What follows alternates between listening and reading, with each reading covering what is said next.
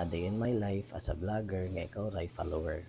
It's another day with Heart TV kay ni ata karon sa Dumaguete City kay dirita mo duty. Inigmata sa buntag normal na gina nga maghubo ta kay mutos mo ta sa ilahang swimming pool atong suwayan og bugnaw ba.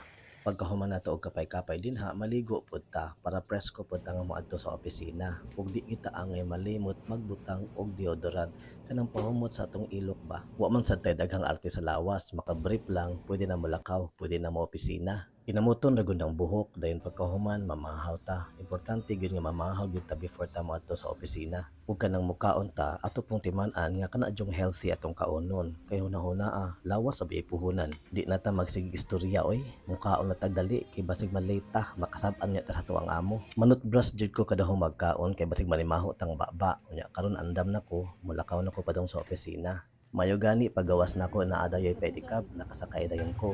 Tag 15 ra day ang pliti ani padong sa opisina. Tsada ra gyud diri sa Dumaguete kay paspas ra ka makabiyahe. Pag-abot nako sa opisina, misud gyud dayon ko kay hapit na alas 7. Hay salamat wala gyud ko malate kay nanagid ang akong amo oh. Sige, mo trabaho na ta. That's all for today. Follow for more and thank you guys for watching.